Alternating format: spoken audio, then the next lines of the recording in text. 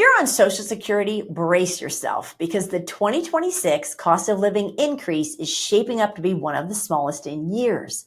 And experts are warning that the benefits may not keep up with increasing cost. And Medicare premiums might eat into the little boost that you do get. So in this video, we're going to tell you all about it, what to expect, and how you can prepare.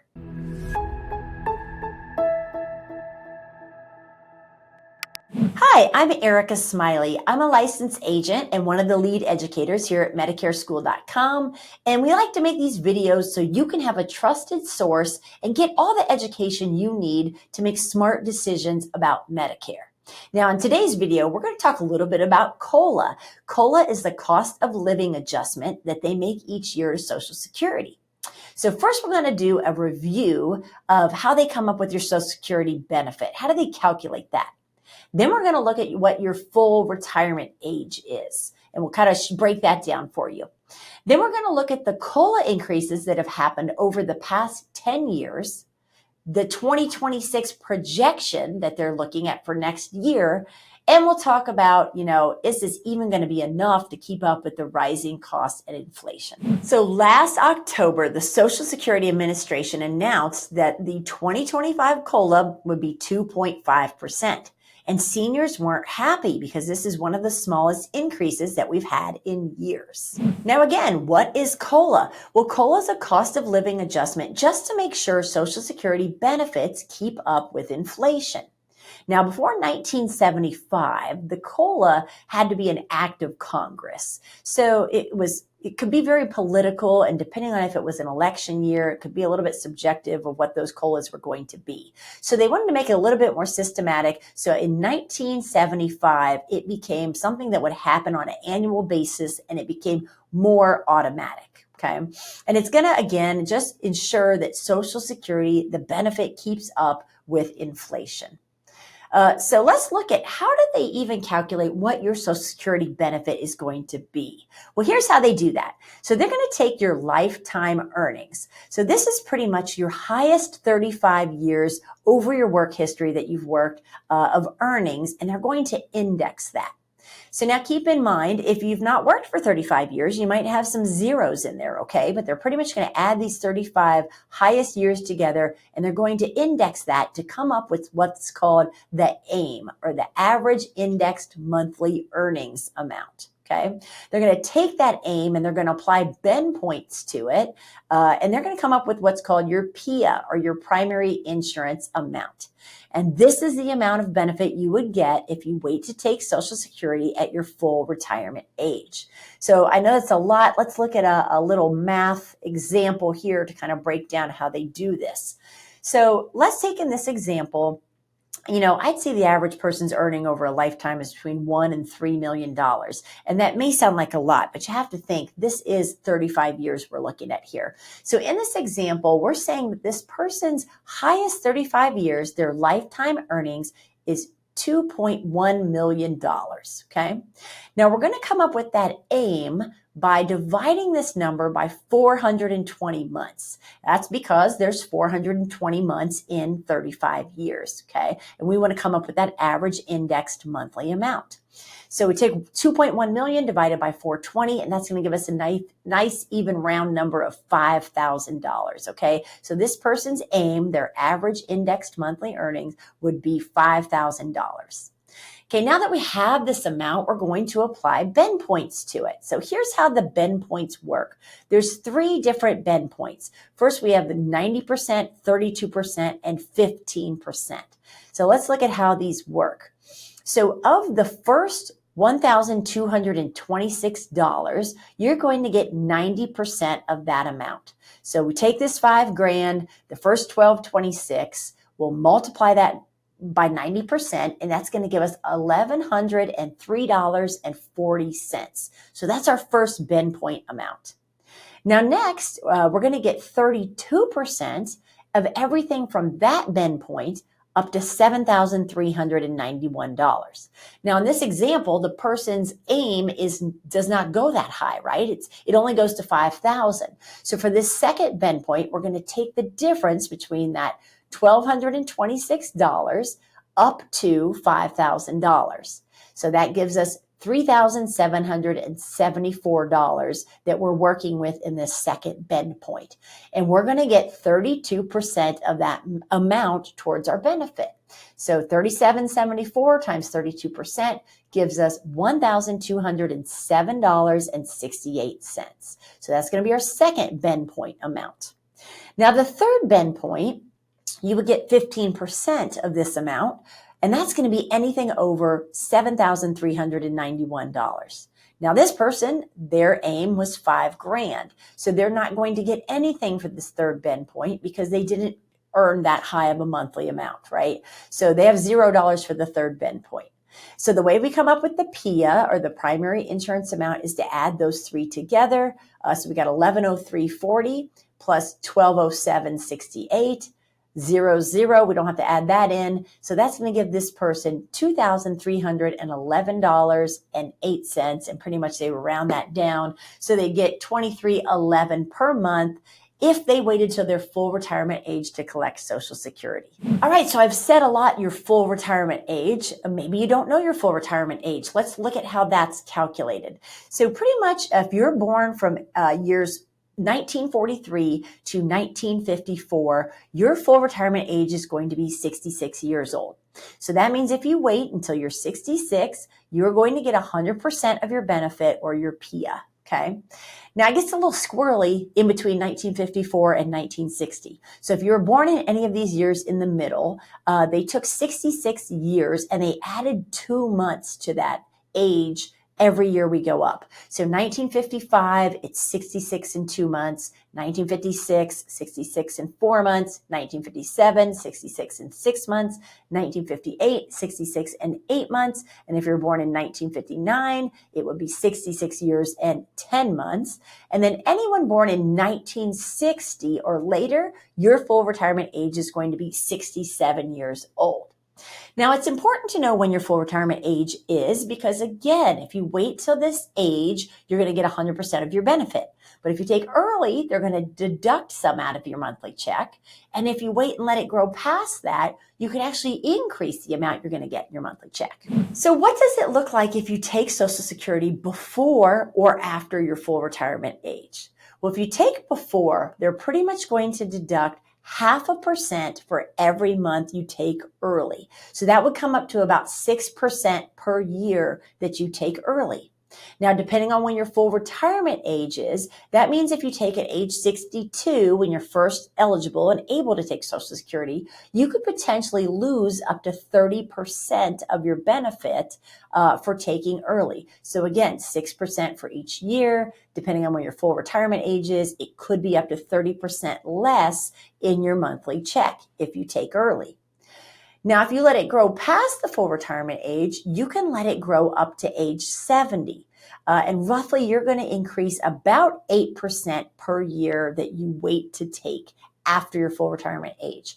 So again, depending on when your full retirement age is, you could potentially increase your benefit amount in your monthly check up to 32%. So it'd be 132% of what your PIA is, okay?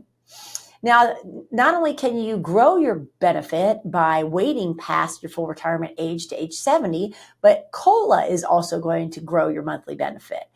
Year to year, they're going to have this cost of living adjustment, and that's going to increase the amount of money you're going to get in your check. So in our example, the person's full retirement age amount, their PIA was $2,311. Now, let's say in 2025, they had that 2.5% COLA increase. We would take that at $2,311 times 2.5%, and you could see that that person's going to get $57.78 more in their check each month. So not a huge monthly amount, but it is almost over $600 a year, okay? So let's look at what have these COLA increases been over the past decade. Well, again, in 2025, the increase was 2.5%. Now, before that, in 2024, it was a little bit more. It was 3.2%. In 2023, it was a big COLA increase. It was 8.7%. And we might think, wow, that looks good. That's a lot more money in the Social Security check, but this is tied to inflation. So if there's a bigger increase, that means we had more inflation that year. And we'll kind of look at how this is all calculated. But in 2022, also had a large hike there. That was a 5.9% increase with the COLA increase. 2021, the year coming off of COVID, we had a 1.3% increase. And you'll see over here in 2020 and before, they were much smaller, lower numbers. Actually, in 2016, there was a 0% increase. So there was no cost of living adjustment from 2015 to 2016. Hey, if you found this video helpful, do us a favor. Go give us a like. We always appreciate it. And subscribe so you don't miss out on any of those future videos. And leave us a comment. We'd love to hear what you have to say. We love to answer any questions you have. That's what it's here for. So drop us a comment below. Okay, so how do they calculate COLA? How do they come up with what it's going to be from year to year? Well, there's a lot of different indexes out there, but a lot of you have probably heard of the CPI, the Consumer Price Index. So this is just an index that looks at things people buy, right? What do we spend our money on? Things like food and beverages, travel, housing, education, apparel, things like that that consumers buy. And one of the indexes is called the CPIW. This is actually the Consumer Price Index for urban wage earners and clerical workers. So people in these roles, in these jobs, what do they spend money on? Okay. And how much do they spend? So the CPIW is what they look at. And the way they come up with the COLA is they're actually going to compare the third quarter of one year, the CPIW from one year's third quarter to the next year's third quarter. So the third quarter is July, August, and September. So to come up with the 2026 cost of living increase, they're going to look at what the third quarter was in 2024, and then how did that increase in 2025 from one year to the next, and that's going to give us the 2026 number of what the COLA will be. Okay, so again, we look back, it seems we've had a lot more inflation in the past 5 years than we had previous to 2020, which makes sense because goods and items got more expensive, right? It was hard to get things during COVID. Certain things couldn't be shipped. And we saw prices go up drastically on some items. So that would make sense seeing this COLA tied to inflation. All right, so what's the projected COLA increase for 2026? What is this going to look like? Well, we get this from a group called the Senior Citizens League. Now, this is a nonpartisan advocacy group, and they do these projections every year. Now, keep in mind, this is just a projection. It's early August right now when we're making this video, and because they have to compare the third quarter to the third quarter, we're not going to get the actual numbers till October. So the actual COLA increase for 2026 will come out in October. Keep an eye out. Our founder, Marvin, always does a great video on that. But the projections right now are hovering right around 2.6%. So this Senior Citizens League, this is what they're projecting for 2026. Pretty similar to the increase we saw this year for 2025. It is going up a little bit. So it was originally at 2.5%, and they've increased it just in the last month to 2.6%. So again, this is a projection. Who knows? We'll keep our eye on it. It may keep going up before we find out the actual solid number for 2026. So what does this mean to you, right? It's a little extra money in your pocket, but should you really rely heavily on the COLA from year to year? Well, actually, no, because Social Security itself was not meant for you to live off of. It was really meant to be a supplemental extra income to help seniors and people with certain disabilities, okay? So we're going to have an increase probably, right? We're going to get a little bit more money in that check, but also medical costs are going up. We're going to see a lot of increases in Medicare costs in 2026 that are probably going to eat up that extra boost that you're going to get. Okay, we've said in other videos, people are living longer than ever, but it's getting more and more expensive to age, right? Aging and being a senior and living longer is getting more and more expensive. So these are some projections we have for Medicare cost for next year. Some of these are more solid than others, but again, they're just projections. We don't know these set in stone yet, but we are seeing that your Part D deductible is going to go up. So remember, Part D are those drug plans that you have, and the deductible this year, the cap on that was $590. Now, if you remember, those Part D drug plans have 3 phases. First, they have the deductible phase, and unless it's a generic medication, you're going to pay the full amount up to that deductible. So until you hit $590. In 2026, we're going to see this is going up to $615. So about a $25 increase in what that Part D deductible is going to look like for next year. Okay.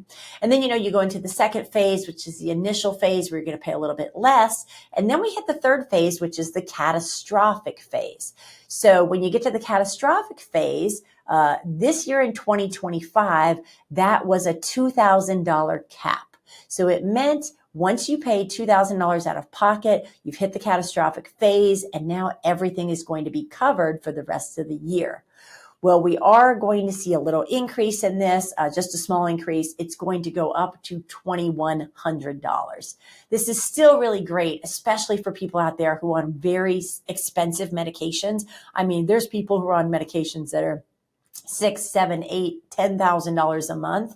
So this is fantastic to have this Part D cap where you're not going to spend more in 2026 than $2,100 for your meds. Okay.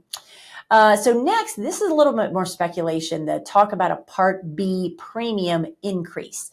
So right now the 2025 base premium for your Medicare Part B is $185. Now I say base premium because of course, if you're in a high income bracket or if you're a high earner, you could get a IRMA, which is going to increase this amount. So some of you out there are paying a lot more than $185 per month for your Part B, but the base premium for most people is $185.